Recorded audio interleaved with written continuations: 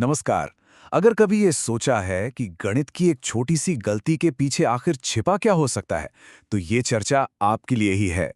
आज हम गणित की गलतियों को एक प्रॉब्लम की तरह नहीं, बल्कि सीखने के एक जबरदस्त मौके के तौर पर देखने वाले हैं। अच्छा, ये सिचुएशन कितनी जानी पहचानी लगती है ना। एक बच्चा है जो मैथ्स के सवाल सॉल्व करते हुए बार बार एक ही गलती दोहरा रहा है। चाहे कोई टीचर हो या पेरेंट, हम सबने कभी ना कभी ये जरूर महसूस किया है। और सच कहूं तो सबसे ज्यादा फ्रस्ट्रेशन तब होती है जब हम बार बार समझाते हैं, पढ़ाते हैं और फिर भी वही गलती दोबारा सामने आ जाती है। दिमाग में यही आता है कि आखिर कमी रह कहाँ रही है। तो चलिए आज इसी गुत्थी को सुलझाते हैं। हम गहराई से ये समझेंगे कि बच्चे गणित में गलतियां करते ही क्यों हैं, और सबसे इम्पोर्टेंट, हम उन गलतियों को सुधारने के लिए सही तरीके कौन से अपना सकते हैं। ठीक है, तो सबसे पहले ये समझते हैं कि ये गणितीय त्रुटि या मैथमेटिकल एरर आखिर है क्या। देखिए, जब कोई स्टूडेंट किसी तरीके में, किसी कॉन्सेप्ट में या सिंपल कैलकुलेशन में कोई मिस्टेक करता है तो उसे हम गणितीय त्रुटि कहते हैं। पर यहाँ सबसे जरूरी बात यह है कि ये बच्चे की नाकामी नहीं है, बिल्कुल नहीं, बल्कि ये हमारे लिए एक मौका है, एक खिड़की है जिससे हम बच्चे के दिमाग में झांक कर देख सकते हैं कि वो सोच कैसे रहा है। इन गलतियों को सुधारने का जो पहला कदम है वो है उन्हें पहचानना। तो चलिए अब देखते हैं कि गणित में होने वाली गलतियां असल में कितने तरह की होती हैं।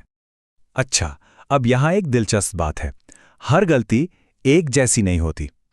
पहली है संकल्पनात्मक त्रुटि, मतलब बच्चे को बेसिक कॉन्सेप्ट ही समझ नहीं आया, जैसे उसे लगता है कि जीरो की कोई वैल्यू ही नहीं होती। दूसरी है प्रक्रियात्मक त्रुटि, जहां तरीका यानी प्रोसेस गलत है, जैसे घटाते वक्त हासिल लेना ही भूल गए। तीसरी है गणना संबंधी त्रुटि, जो सिली मिस्टेक लगती है, जैसे 7 + 5 को 13 लिख देना। और चौथी है भाषाई त्रुटि, जहां बच्चा सवाल को, खासकर वर्ड प्रॉब्लम्स को समझ ही नहीं पाता। तो हमने ये तो देख लिया कि गलतियां क्या होती हैं, पर अब असली सवाल पर आते हैं कि ये क्यों होती हैं। चलिए अगले हिस्से में इन गलतियों की जड़ तक पहुंचते हैं। देखिए, गलतियां अक्सर किसी गहरी प्रॉब्लम का सिर्फ एक लक्षण होती हैं। ये सिर्फ लापरवाही नहीं होती। हो सकता है बच्चे का कॉन्सेप्ट ही क्लियर ना हो, या वो बेचारा समझने के बजाय सिर्फ रट्टा मार रहा हो। कभी कभी मैथ्स का डर या टेंशन भी एक बहुत बड़ा कारण बन जाता है। या फिर बच्चे बहुत जल्दी में काम करते हैं, या उन्हें सवाल की भाषा ही पल्ले नहीं पड़ती। और हाँ, ये भी हो सकता है कि हमारे सिखाने का तरीका ही शायद बच्चे के लिए सही ना हो। अब जब हम प्रॉब्लम की जड़ को थोड़ा थोड़ा समझ गए हैं, तो अब बात करते हैं समाधान की। इस हिस्से में हम कुछ बहुत ही प्रैक्टिकल और काम के तरीकों पर नजर डालेंगे। तो सबसे पहली और सबसे जरूरी बात, सुधार का पहला कदम है गलती की वजह को पहचानना। और उससे भी ज्यादा जरूरी, बच्चे को डांटना नहीं है, उसे हौसला देना है। एक पॉजिटिव माहौल बनाना सबसे जरूरी है। एक बहुत ही पावरफुल मॉडल है जिसे CPA मॉडल कहते हैं। पहला स्टेप है कंक्रीट, यानी ठोस चीजें। हम ब्लॉक्स या कंकड़ जैसी चीजों का इस्तेमाल करके कॉन्सेप्ट समझाते हैं। दूसरा स्टेप है पिक्टोरियल, यानी चित्र। हम उन चीजों की तस्वीरें बनाकर दिखाते हैं। और तीसरा और आखिरी स्टेप है एब्स्ट्रैक्ट, यानी प्रतीक, जहां हम नंबर्स और सिंबल्स का इस्तेमाल करते हैं। इस तरीके से जो समझ बनती है ना, वो बहुत पक्की होती है। इसके अलावा भी कई कमाल की स्ट्रैटेजीज हैं। गणित को रोज की जिंदगी से जोड़िए, जैसे दुकान पर हिसाब किताब करना। हमेशा छोटे और आसान सवालों से शुरू करके धीरे धीरे मुश्किल सवालों की तरफ बढ़िए। बच्चों को आपस में एक दूसरे से सीखने का मौका दीजिए, और कॉन्सेप्ट मैपिंग जैसी टेक्निक्स यूज कीजिए, ताकि वो देख सकें कि सारे आइडियाज एक दूसरे से कैसे जुड़े हैं। और ये बात इस पूरी प्रक्रिया का सार है। समझिए, सबसे जरूरी कदम है बच्चे से ये पूछना कि उसका जवाब गलत क्यों आया। पहले उसकी सोच को समझिए, उसके बाद ही उसे सही तरीका समझाइए। ये बातचीत ही सीखने की असली चाबी है। अच्छा, जो लोग शिक्षक पात्रता परीक्षा यानी CTET की तैयारी कर रहे हैं, उनके लिए सारी जानकारी बहुत ज़्यादा इंपॉर्टेंट है।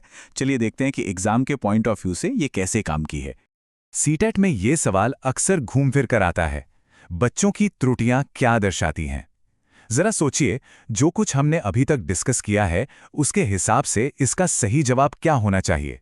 बिल्कुल सही जवाब है वो सीखने की प्रक्रिया का एक नेचुरल और बहुत जरूरी हिस्सा है। गलतियां ये नहीं दिखाती कि बच्चा सीख नहीं सकता, बल्कि ये दिखाती हैं कि बच्चा सीखने की कोशिश कर रहा है। एक और इम्पॉर्टेंट सवाल जो बार बार पूछा जाता है, त्रुटि सुधार के लिए सबसे अच्छा तरीका क्या है? ये सीधे सीधे हमारे एक्शन प्लान से जुड़ा है।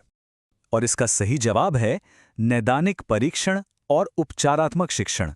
इसे सिंपल भाषा में समझें तो यह बिल्कुल डॉक्टर जैसा काम है। पहले डायग्नोज करो, यानी पता लगाओ कि गलती की असली वजह क्या है, और फिर उस वजह को दूर करने के लिए सही रेमेडी दो, यानी सही तरीके से सिखाओ। तो आखिर में बस इस एक विचार को हमेशा याद रखिए, गलती अपने आप में प्रॉब्लम नहीं है, बल्कि वो तो सुधार की तरफ बढ़ाया गया पहला कदम है। ये एक सिग्नल है जो हमें सही रास्ते पर ले जा सकता है। अगली बार जब कोई बच्चा गलती करे तो परेशान मत होइए, उसे एक मौका